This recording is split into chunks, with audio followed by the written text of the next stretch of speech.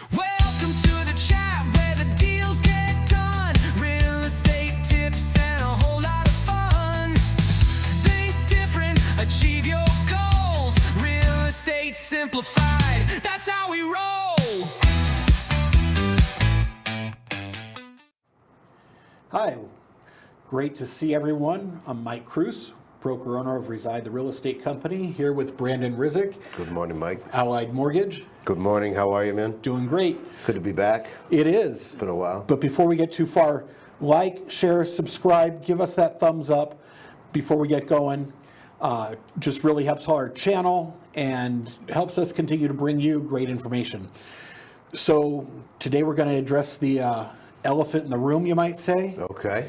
Affordability. Affordability, topic. It's a big huge. topic. It's a huge topic nationwide, but I think it's been an issue here in Las Vegas for a long time. For And the it's past gotten, few years. it's become more of an issue. Well, we never had this issue before, and that's why Well, it's so big, if you ask me. right. Before people moved here because it was affordable. Well, exactly. And now it feels like it's not, you know. And in aspects of other markets, yeah, it might still be affordable, but there's an issue with locals here being able to afford. Is the market sustainable for real estate to buy a home in relation to what jobs pay here? Right. Right. And the short answer is no. The real answer Yeah. is no. But there's a lot of buts there. Of course. You know, the real answer, Mike, you're 100% is no. You know, the average hotel casino job, the blue-collar Las Vegas job, it doesn't provide the income that you need to buy a home in today's world. Right. There are multiple incomes per household that are pulling together that I see buying homes, you know, here. But the big but there is that there was a lot of people that have homes already and have equity, and they can put their money down to buy another home and still make it affordable. It's a lot of the first-time home buyers. They're the ones that are hurting the most. Yeah. If you ask me. Right. So. But first, I kind of want to start how did we get into this predicament? I think there's a lot of things that kind of came together, and it was almost, call it the perfect storm, if you will. All happened right around the time of COVID. That didn't help things. You know, it was the best and the worst thing financially that happened to the real estate world. Yeah. So let's go back to 2019, or even the very first part of 2020. You know, rates were, if I remember right, this is in fact, Right. do not quote this. I did not research this. I don't remember. It was Yeah. 7 years ago. Yeah. But I believe it's 7 years ago. That's Yeah. weird to say. But, you know, rates were in the 4s and 5s, if Right. I'm not mistaken. They had creeped More up fives. a little bit, yeah. And the market was busy. It was actually very busy. It was pretty normal. Right. In fact, on the good side. But the average median price, if I remember, was like $300,000. Exactly. 325 at the time. So what happened? So what happened? So, you know, COVID hit, and the treasuries, the bonds, everything tanked down to almost zero. I mean, Right. it was absolute nothing. I mean, the 10-year went under 1. I remember that. And interest rates stayed low. And, you know, the banks, they wanted rates, the Fed, everybody wanted rates to be almost absolute zero. Nothing, yeah. And they wanted that to boost spending in the economy. Now, we can go over policy. I'm not going to. That's water under the bridge at this point. It's water under the bridge because it happened. Yeah. But my humble opinion is why we got here is it happened too long. Right. Now, rates started to really plummet in February and March of 2020, right around the COVID shutdowns, right? So what happened is that, you know, we went from 5% all the way to 3%. Right. And then they went over that summer in the 2s. Well, yeah, for quite a while. For quite a while, and they held there for a long Right. time. So everybody that wasn't buying already owned, they refinanced. Well, they have those amazing rates those now. people refinanced, okay? But let's keep going with it because it wasn't just about rates, right? So what happened is these rates were so low, they didn't start increasing rates until end of first quarter 2022. Right. So we're talking 2 years Yeah. of sub, 3% or below on interest rates. Right. No, and 2021 was pure madness. in And the what real estate happened to market. the real estate market when people were getting quote unquote free money? Right. What happened? It was driving up the prices like nuts. You couldn't get a house. Couldn't get a house, no. You couldn't get a 10, house. 15 offers on every property. Well, It was kind of crazy. and rent was through the roof. Right. Because of this. So, my humble opinion, I think it starts with rates not just going down, but going down and staying down for that long. Right. The economy opened up, I want to say, let's say, fully opened within 6 months of the shutdown. There was about 3 months that we were completely shut down, Right. if I remember right, Yeah. But rates stayed like that for two years. Too long. Why? But regardless, it happened, and we won't go to policy again, No, but it happened, and here we are. But here we are today, where we have rates. We were around that 6-point mark about a month and a half ago. We were and in the we've come five. back up. We were in the 5.8, some 5.7. Government loans 5.25. We went down quite a bit. The war conflict, quote unquote, in Iran, drove up oil and inflation. Inflation perspective, I should say. Right. And what it did was it made a lot of people sell their bonds, and rates went up overnight again. We were in let's say in the high fives on a national average, and then we went into the mid sixes. We went up almost 0.75% since Wow. this Iran war. Okay.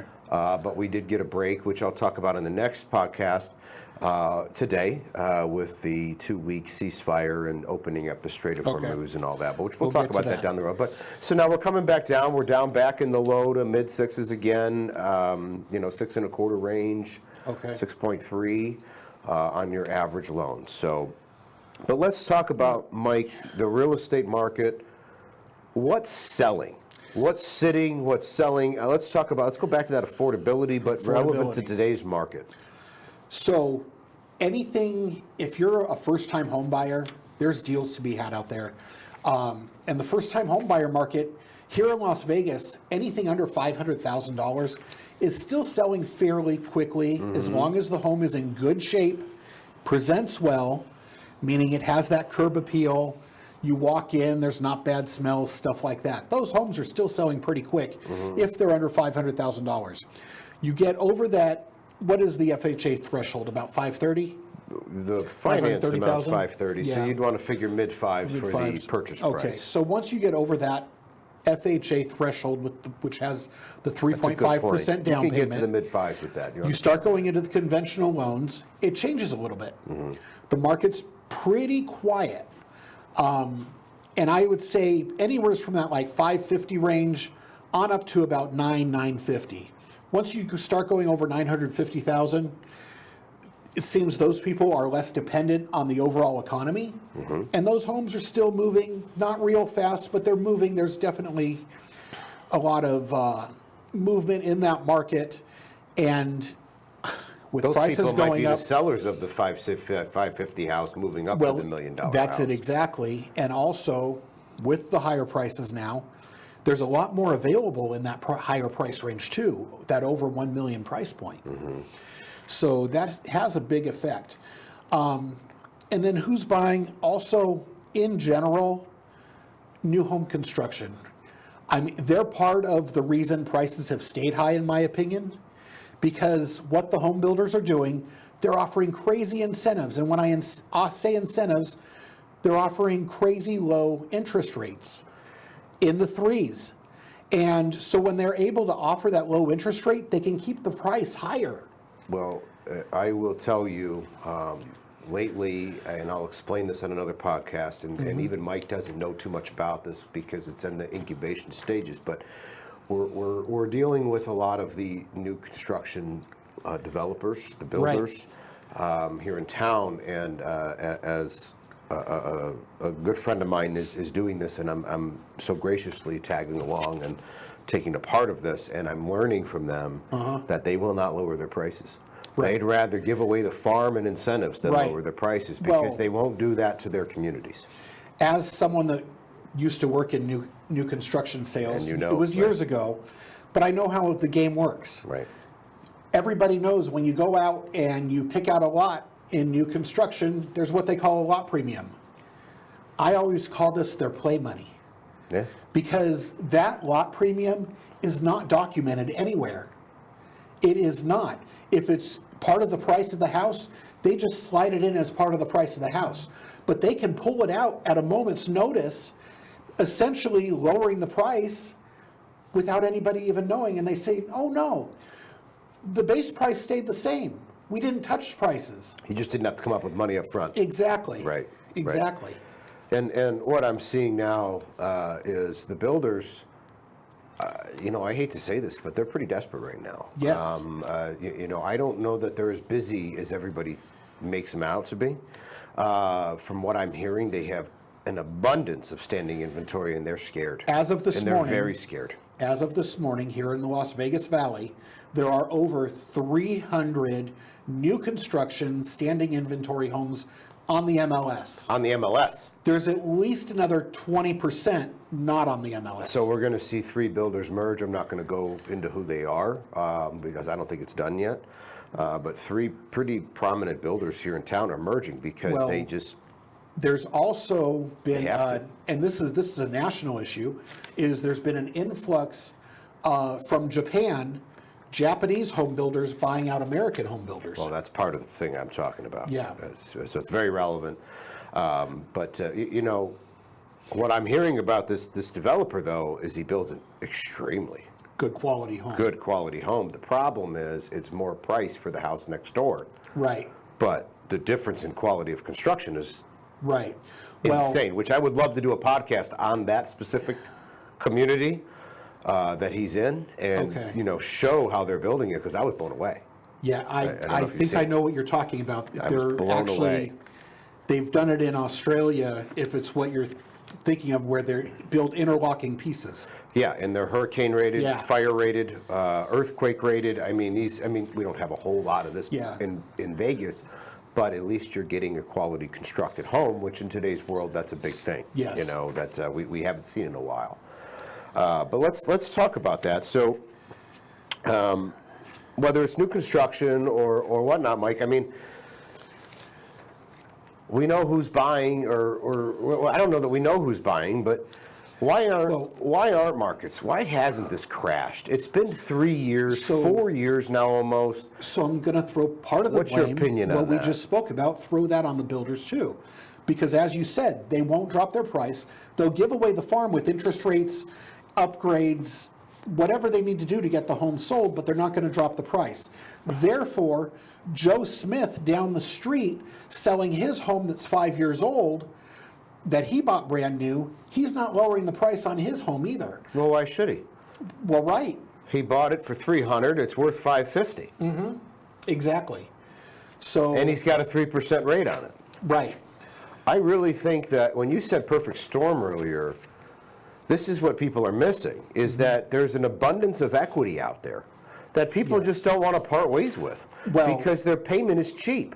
and here's It's not the like they're problem. overpaying for this house with all this equity where they just sell it to get out of it. Right. They're just told on because they can't rent the same house for the same price. Right, and Joe Smith is having a problem selling his house because he's competing with that new construction down the street, and there's a problem. The person that buys his house is buying at the current interest rate. They're not getting that 3.99% incentive. Right. They're buying in the 6s for an interest rate. So there's a few $100s, several $100s difference in that monthly payment. So essentially, Joe Smith, while he's maintaining his price, it's taking him a lot longer to get it simply because he can't offer that great rate. Right. But at the same time, they're not going to just walk away from all the equity they Right. have. Right. So, in 2008 when the crash hit, people had no skin in the game. They didn't have equity. The values went down, but they had higher interest rates. There was no reason to hang on at that point. Right. Well, now it's the exact opposite, where they have a bunch of equity. Their payment is cheap. Their interest is cheap. They have to hang on to it. There's no reason not to. So this is why we have not seen a crash. Honest to God, we should have had a crash. Well, and I'll tell you, and they Or not a say crash, I it's- should say correction. Right. Let And me they say it rephrase all that. comes down to supply and demand. And in our next podcast, we're going to really dig deep into the market itself. But I can tell you, inventory is down from where we were at the end of 2025.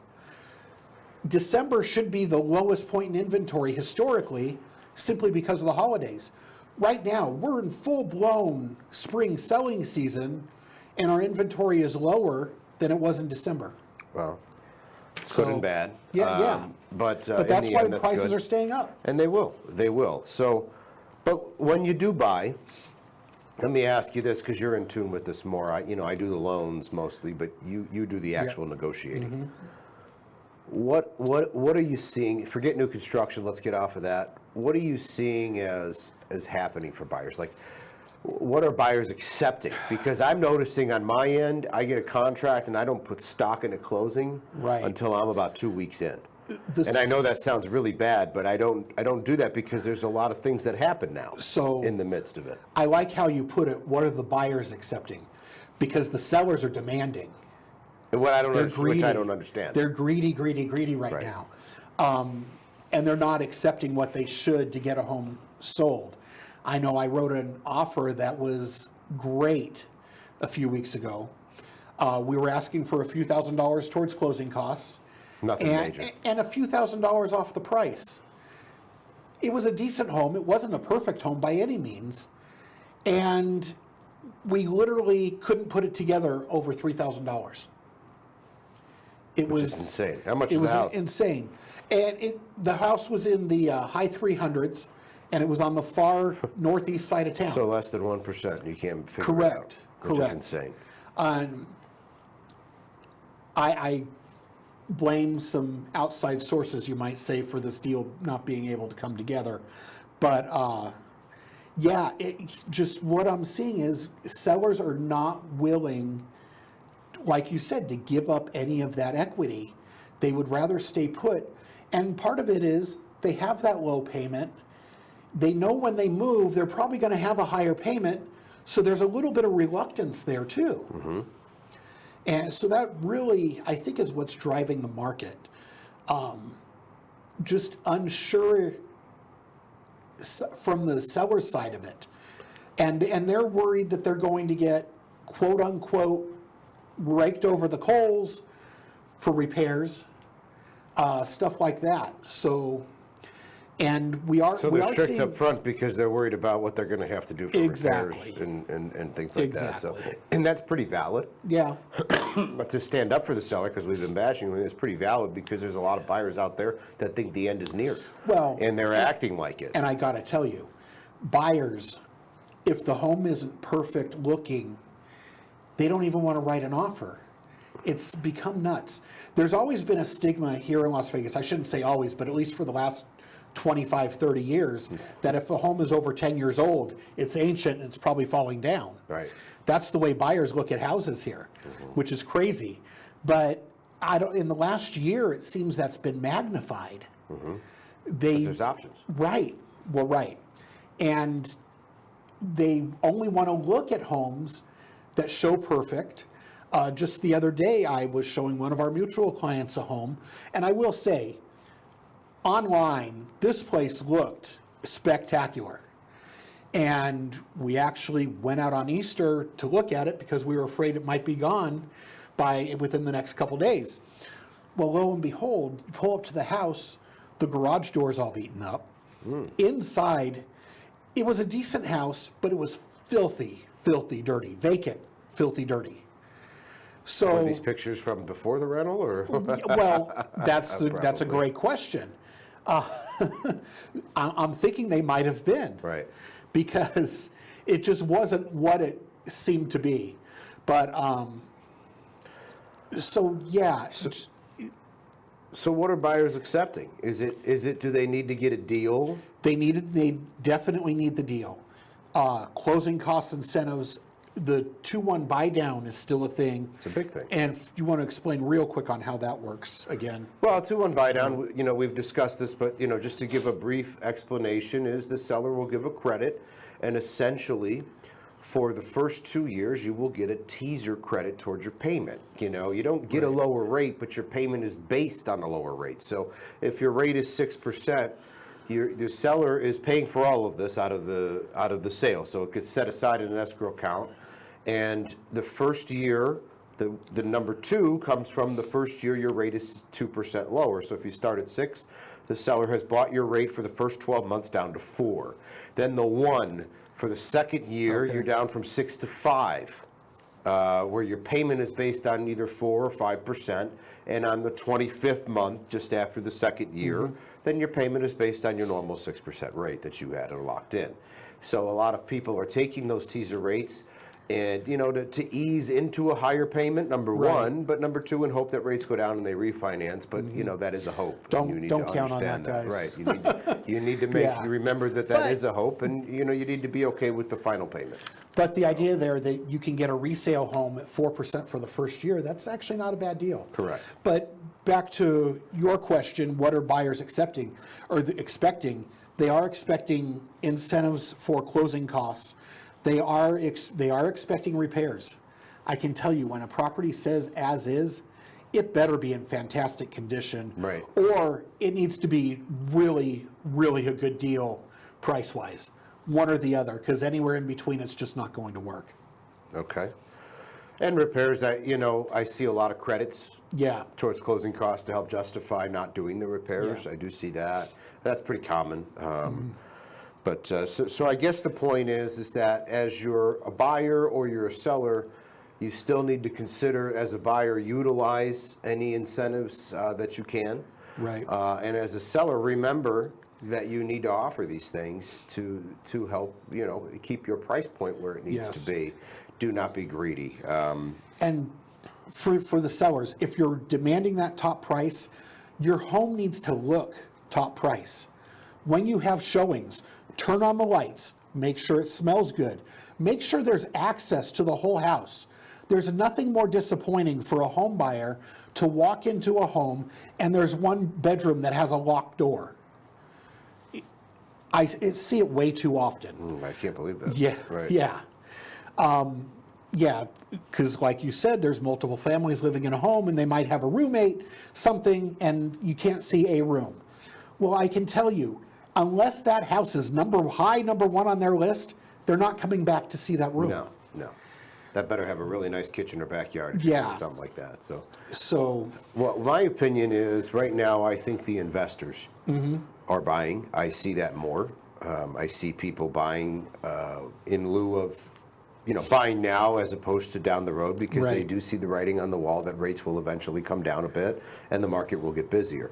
So I'm starting to see a lot of investors or second home purchases, a lot. yeah, I personally believe it's a good time for an investor to get out there because they are taking advantage of the incentives that the sellers are taking, as opposed to when there's competition with Right. lower rates and now you're not getting any incentive. But let's talk about the investors. On the real estate side, Mike, they're all looking at what rents are doing. exactly. So what are the rents doing? Are we high? Are we low? It's kind of all over the board. Overall, Kind of like our market. kind of like our market, yeah. Yeah, the rental market in general is going down a little bit. Yeah, I've seen a few funky things out there as far as rentals go. Come across quite a few properties recently where they're not charging a application fee. And for the first time ever on a non-commercially owned property where an individual owns it, not a big commercial company, I saw the other day 1 month free rent. Wow. Yeah, That's not something you see every day. no, at all. no. So I was actually very surprised by that. I mean, that's definitely not a normal thing, but just to even see it out there, I don't think I've ever seen that in No. 20 years. No, I don't think I have either. Yeah. I mean, I've seen it from You see it on, apartment well, right, you complexes see or it on whatever, apartments or, but not on an like I actual said, residential commercially owned landlord properties. managed, right? Yeah, but yeah, on an individually owned property, I've never seen that before. But we are also seeing, this is per our discussion, you know more about this than I do, but I've noticed that we're seeing the houses that are remodeled, clean and nice, they're getting, you said rents are down, but those rents are up. Those rents are up, absolutely. I actually had People are willing to pay a lot more per month. I actually for had a that. client that I put her home for rent. I'm not a property manager. I simply did it as a courtesy for him. Sure. Threw it on the MLS. Out in Sky Canyon, single story, 2,600 square feet. Keep in mind, the owners of this home are perfectionists, and this home, you couldn't find a speck of dirt in this place to save your life. Right. So it was gorgeous. But we put it on the market for $3,200. It rented in a day. In a day. In a day. For Multiple $3,200 on a applications. 2,600 square Multiple foot house. applications. Did it have a pool? Yes, it does have a pool. Okay, that makes sense. And they are including the pool maintenance and landscaping maintenance with it. But, I mean, just, yeah. Bottom line is nice properties go quick regardless of the For price. top rental dollar. Yes. So if you're an investor out there, it's something to keep in mind. Maybe you want to find the old house that's giving incentives, that needs remodel. Go in, throw some, you get a good equity position walking in. Go in and throw some work in it and throw it for rent. You'll get the top dollar that you want. You're hoping if for. you're an investor, and you don't have to be a full flipper to fix it up and everything. Maybe just some new paint, new flooring. Maybe even a kitchen or a bathroom. I mean, honestly, I'm seeing a lot of deals out there. So, I'm getting appraisals in where the value is $10,000, $15,000, $20,000 higher than the buyer paid for it, and on top of that, they're getting incentives for closing costs. So, Right. I mean, you're walking in with the equity, and you can justify throwing a little remodel in there as well, because you're getting it that much undervalue without a remodel. Well, and I can tell you as a listing agent, we're doing a lot more appraisals before they go on the market to make sure they're not overpriced. And I can tell you, we've got a couple listings right now where they're 20, 30,000 below the appraisal price. So the deals are out there.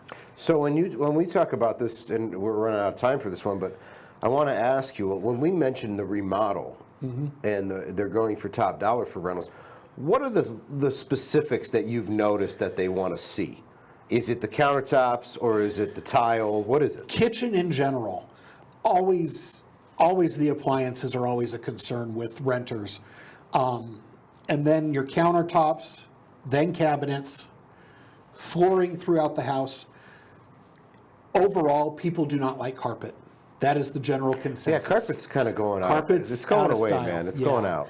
I know it's affordable, and the builders are still doing carpet in most of the areas, especially on staircases.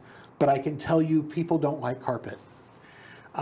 And that's whether buying, renting, either I'll way. testify. I can't. Yeah. I remodeled my house personally in don't like carpet 2022. either. I didn't put a bit of carpet in Yeah. there. I mean, I have rugs. Don't get me wrong. Right, yeah, you But put down a throw rug. I put zero. I was adamant to my wife that we're not having Yeah. carpet at all. But besides the kitchen, the primary bath is the big one.